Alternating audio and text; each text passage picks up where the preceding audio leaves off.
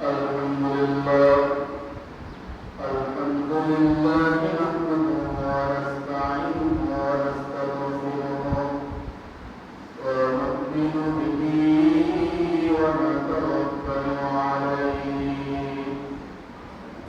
ونعوذ بالله من شرور أنفسنا ومن سيئات أعمالنا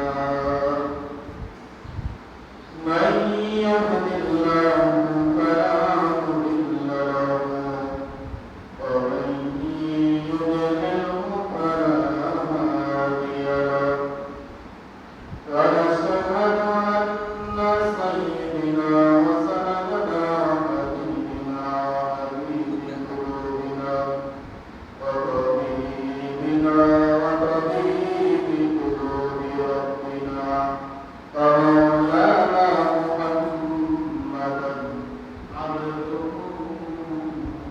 ورسوله وقال تعالى في شأن حبيبه ومحبوبه مقدما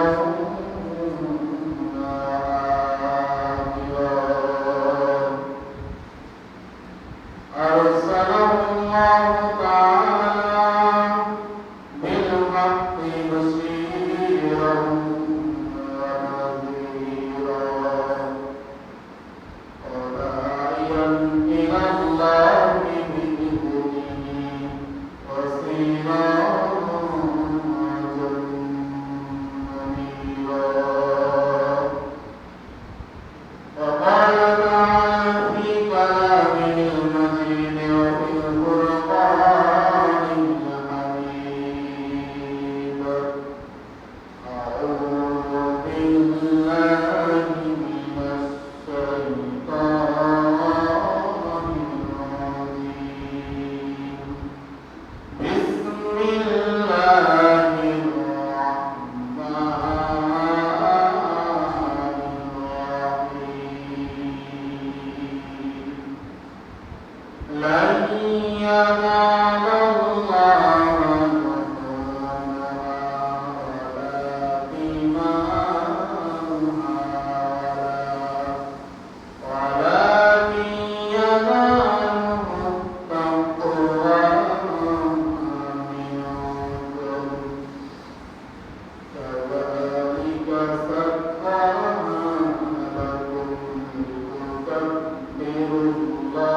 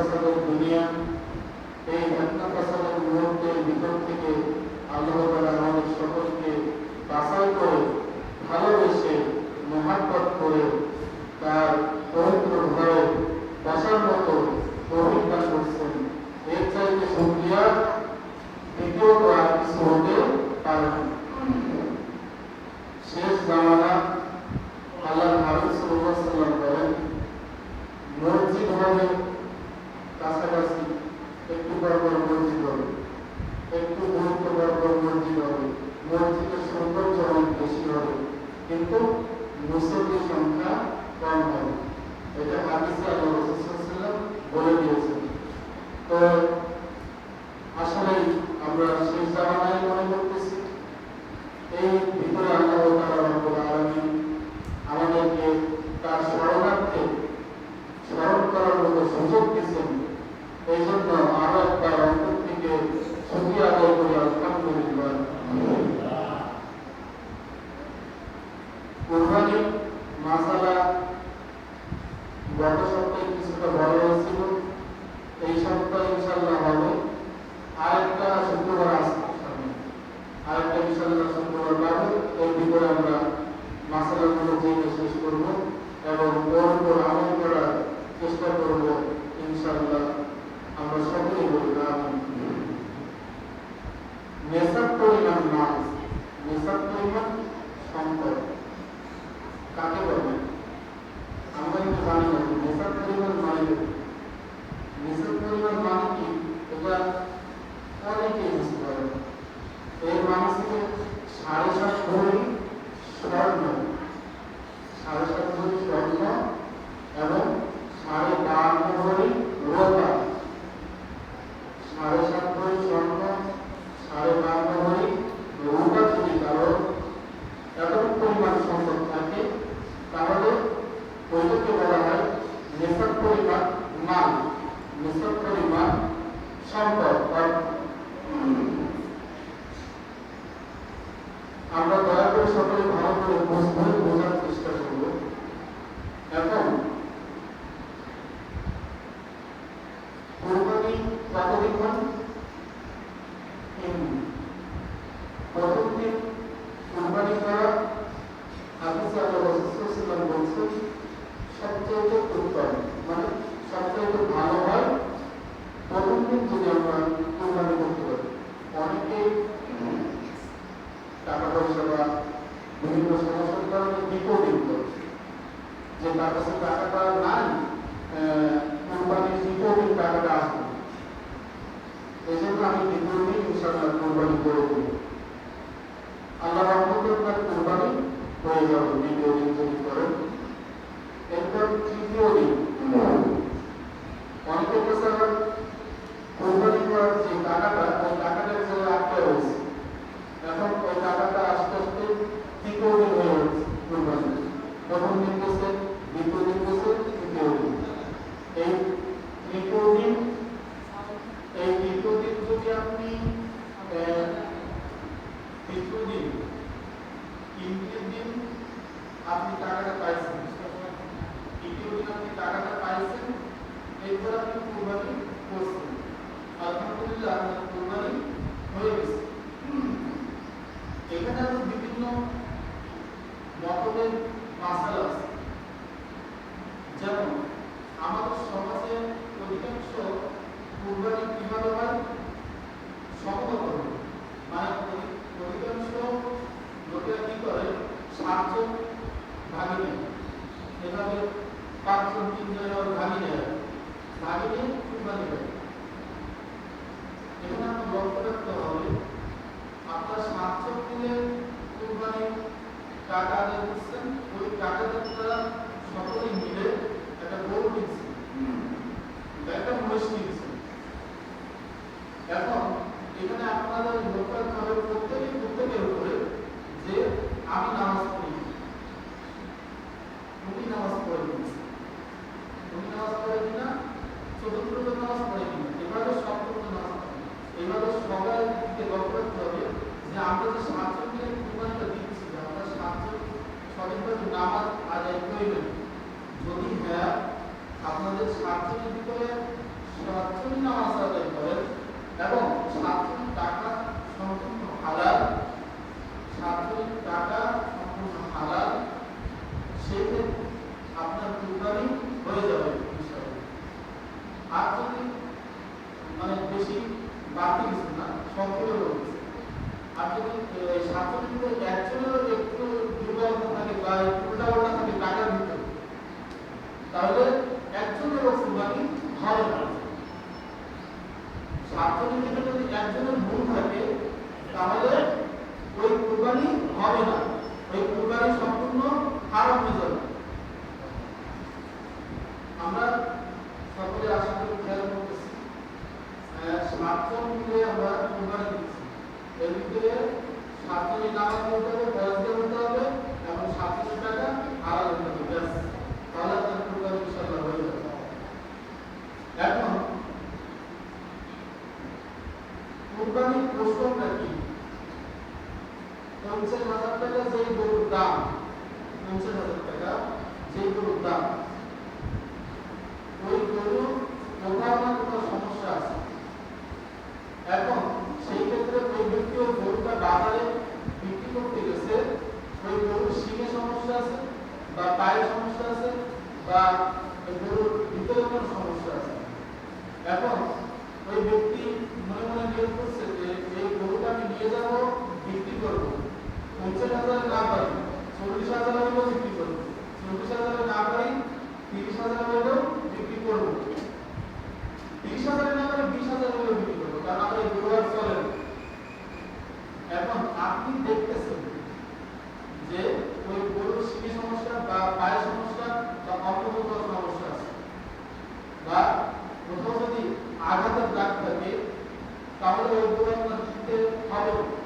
আপনি একবারে সবল সুস্থ পশু কিনতে হবে, সবল সুস্থ পশু কিনতে হবে। কেননা হযরত ইব্রাহিম আলাইহিস সালাম যখন ইসমাঈল আলাইহিস সালামকে কি করতে কুরবানি করতে গেলেন, তখন আল্লাহ তাআলা এই বাইরে আসছে, ইয়া ইব্রাহিম আর কুরবানি করতে হবে, তুই পরীক্ষা পাস করছিস, হ্যাঁ পরীক্ষায় পাস করছিস, সেই জন্য কুরবানি দেওয়া লাগে, তোমার কুরবানি কবুল হয়ে গেছে। আল্লাহ তাআলাকে তুমি কেমন ভয় করো, আল্লাহ তাআলাকে তুমি আল্লাহ তাআলার কথা তুমি কতটুকু মানো, সবকিছু পরীক্ষা হয়ে গেছে, তুমি উত্তীর্ণ, তুমি পরীক্ষায় ভালো রেজাল্ট করছো, উত্তীর্ণ হয়ে গেছো।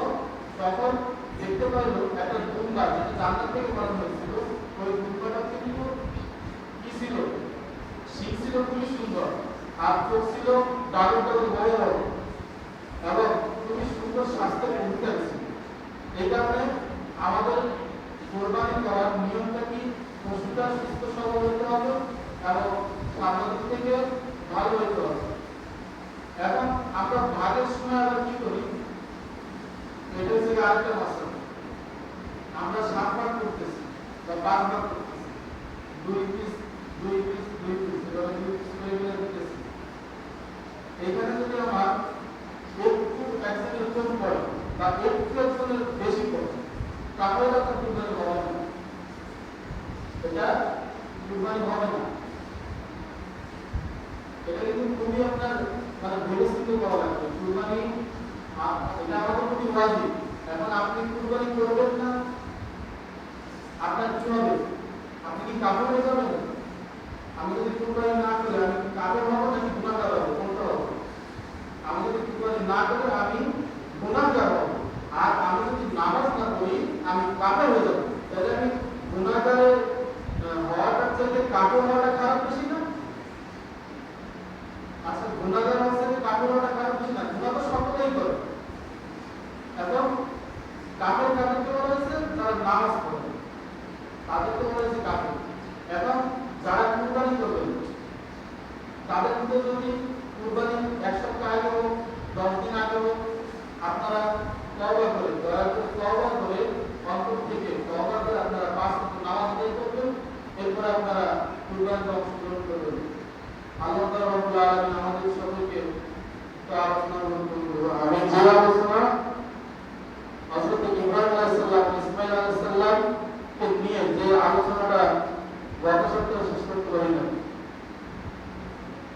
ইয়া আবাতি আল মা তুমার ইন্নী আরা ফিল মানাম আন্নী আযবাহুকা ফানজুর মাযা তারা। হযরত ইব্রাহিম আলাইহিস সালাম হাজারের কাছে যে বলতেছেন আমি প্রথম দিন যখন স্বপ্ন দেখলাম তোমার প্রিয় জিনিসগুলোকে কুরবানি করো, ইব্রাহিম আলাইহিস সালাম প্রথম দিন 100 গরু কুরবানি দিয়ে দিলেন, বলেন সুবহানাল্লাহ। দ্বিতীয় দিন আবার দেখতেছেন প্রিয় জিনিস কুরবানি করো, আবার 100 গরু কুরবানি দিয়ে দিলেন। এরপরে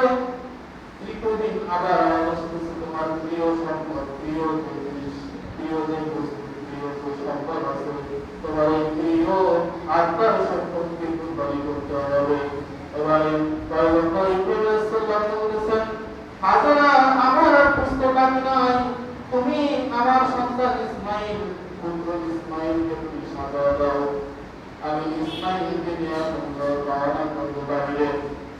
এবার হযরত ইসমাঈল আলাইহিস সালামকে সাজা দিয়া হযরত ইব্রাহিম আলাইহিস সালামের সঙ্গে পাঠিয়ে দিলেন। ইব্রাহিম আলাইহিস সালাম ইসমাঈল আলাইহিস সালামকে নিয়ে মিনায় যাইতে লাগলো, মিনার দিকে। ওইখানে যে ইসমাঈল আলাইহিস সালামকে কুরবানি দেওয়ার জন্য নিয়ে যাচ্ছিলেন মিনার দিকে, এমনটার ভিতরে ইবলিস শয়তানের প্রত্যেকটা কাজের মাঝখানে ঢুকে যায়, সুইয়ের মতো ঢুকে যায়, সূক্ষ্মভাবে ঢুকে যায়, আমাদের ধরার ক্ষমতা থাকে না। প্রত্যেকটা মানুষকে শয়তান এভাবে জোড়া দিতে থাকে।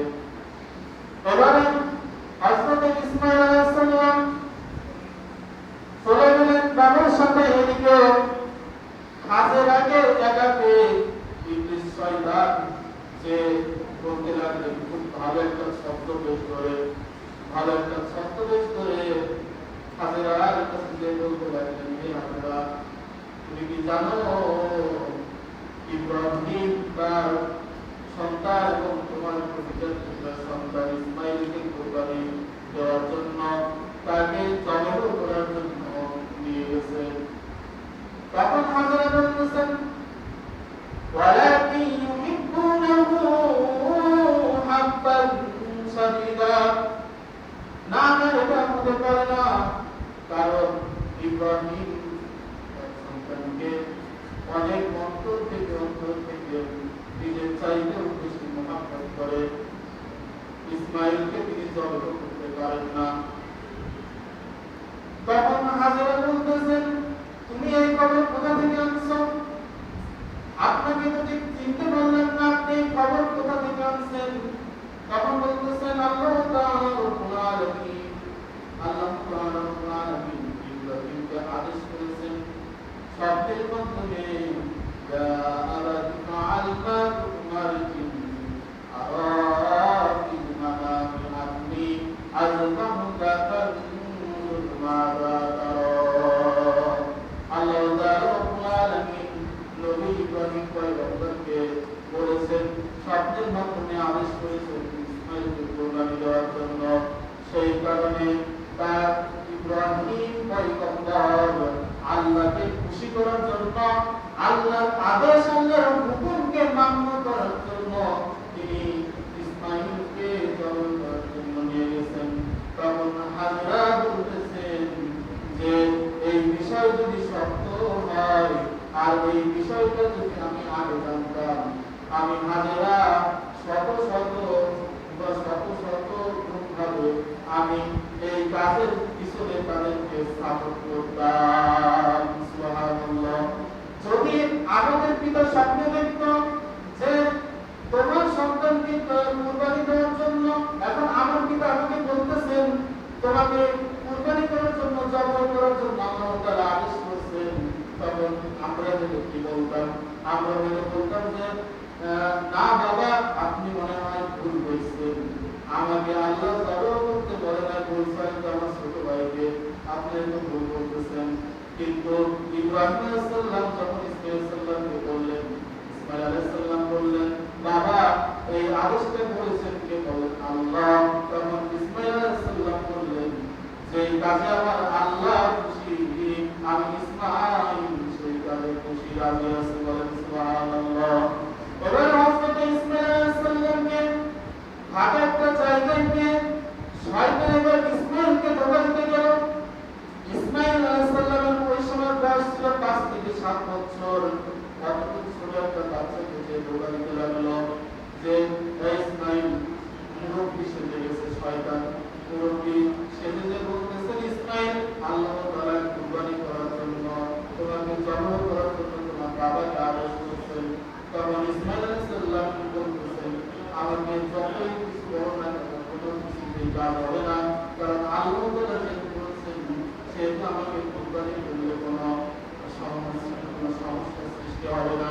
এরপর হযরত ইসমাঈল আলাইহিস সালাম এবং হযরত ইব্রাহিম আলাইহিস সালাম তারা যখন মিনায় পৌঁছালেন, মিনায় পৌঁছানোর পর তখন ইসমাঈল আলাইহিস সালাম বলেছেন, বাবা আমাকে যখন জবাই করবেন তখন আপনার মুখোমুখি আমাকে করবেন না, মুখোমুখি করবেন না।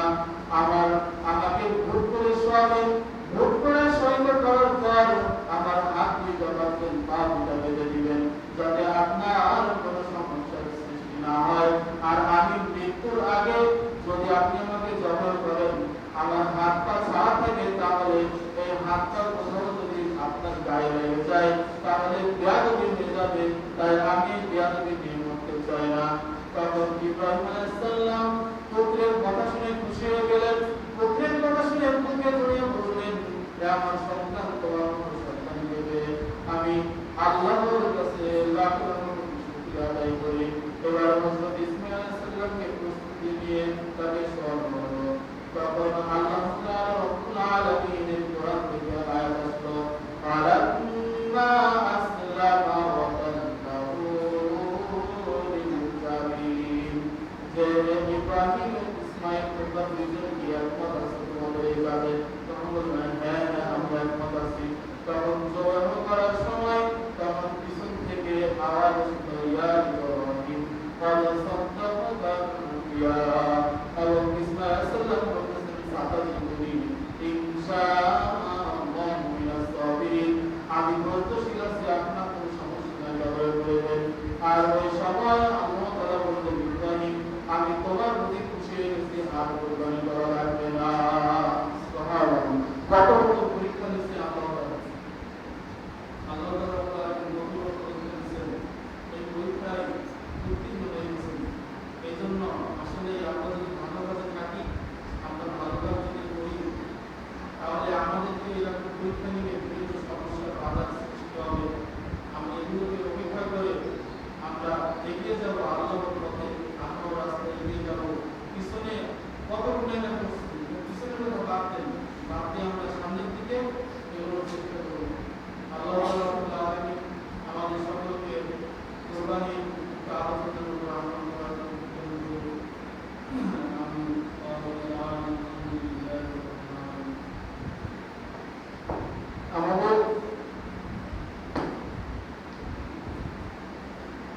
আমাদের এই যে মসজিদ, আপনাদের এলাকা, আপনারা সকলে মিলে করছেন, আপনাদের মাধ্যমে হয়েছে, ওসিলা হয়েছে, সবকিছু একটা ওসিলা থাকে। এখন এই মসজিদে সবকিছু আলহামদুলিল্লাহ পরিপূর্ণ, সবকিছু পরিপূর্ণ আছে না, কিন্তু কয়েকটা জিনিস খালি আছে। যেমন আপনার এই যে দুই পাশে কিন্তু এসি সিস্টেম করা আছে, এই যে এই গরমের ভিতরে সবকিছু সুন্দর সিস্টেম, একটা এসি বা দুইটা এসি হলে আলহামদুলিল্লাহ যথেষ্ট। তারপরে আপনার এই আপাতত এই এসি ব্যবস্থা, তারপর আপনার উপরে একটা সুন্দর একটা ঝাড়বাতি হইলে মসজিদের একটা পরিপূর্ণতা, সৌন্দর্য আসে। এই যে এটা আল্লাহর ঘর, আল্লাহর ঘরকে সাজানো আমাদের কর্তব্য। আমরা সকলেই চেষ্টা করব যে কথা বলবো আমাদের এই মসজিদ সর্বপ্রথম এই বিল্ডিং করা আর এই সৌন্দর্য বুঝছে। হ্যাঁ, আমরা ছাত্র নিয়ে হলো ছাত্র গভর্নমেন্ট হলো আমরা হলো মসজিদ করছিলাম, আর এই বিল্ডিং করার উদ্যোগটা তো আমাদের এই ভাই আপনার এই সামনে সর্বপ্রথম।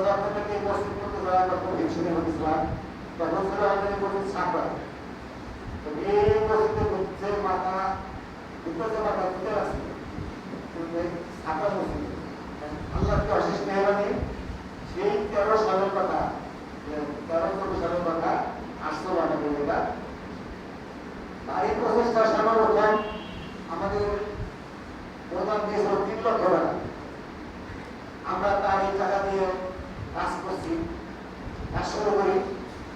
হয়তো প্রায় 12.5 টাকা চলে যায় আল্লাহ শেষ মেহরবানি অত্র এলাকার যারা আছে তারা সহযোগিতা করছে, আত্মীয় স্বজন সহযোগিতা করছে, সবাই সাথে সহযোগিতার মধ্যে আমরা এই পরিবেশে পৌঁছাইছি। তো আজ আসছে আমাদের এখানে বেড়াইতে প্লাস মসজিদকে দেখার জন্য বিষয়টা আপনাদের জন্য সবুজ ধরে থেকে মিষ্টি খেয়েছে বিরাট দোয়া কামনা করতে আসছে। সবাই তার জন্য দোয়া করবেন, তার পরিবার জন্য দোয়া করবেন, সে যেন ভালো থাকে, তার ফ্যামিলি যেন ভালো থাকে। এই প্রত্যাশা নিয়ে আমি আমার সংক্ষিপ্ত কথা শেষ করছি। আসসালামু আলাইকুম।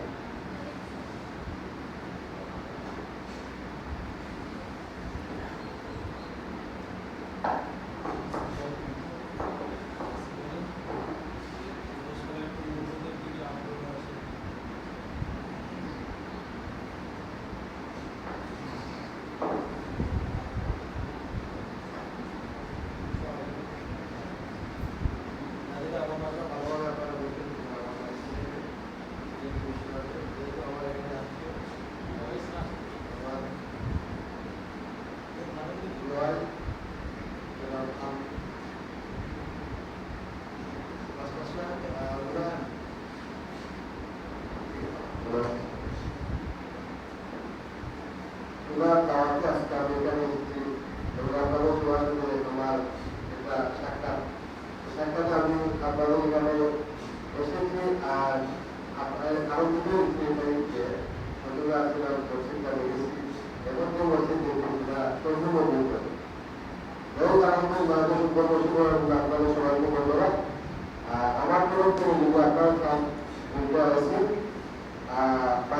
থেকে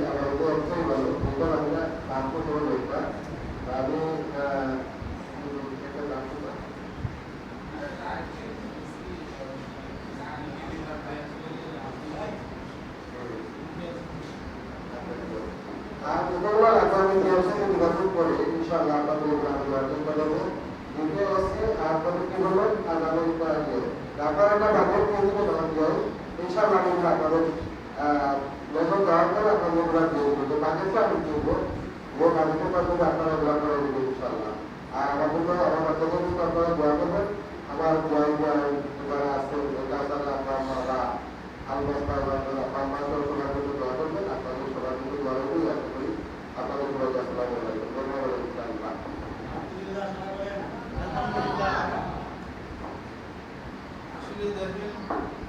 আল্লাহ তাআলা রব্বুল আলামিন আমাদের এই মায়ের মনটাকে কত বড় করছেন যে এইভাবে আমরা তার কথা বলছি, তিনি আলহামদুলিল্লাহ গ্রহণ করে নিয়েছেন। আল্লাহ তাআলা এনাকে ওসিলা হিসেবে হয়তো আমাদেরকে এই কাজের দিকে অগ্রসর হওয়ার জন্য তৌফিক দিচ্ছেন এবং তার যে মুখের ভাষ্য সে যে রাজি হয়েছে এই জন্য কিন্তু আমাদের জোরে একটা আনন্দ দেওয়ার দরকার ছিল। সকলে বলে আলহামদুলিল্লাহ।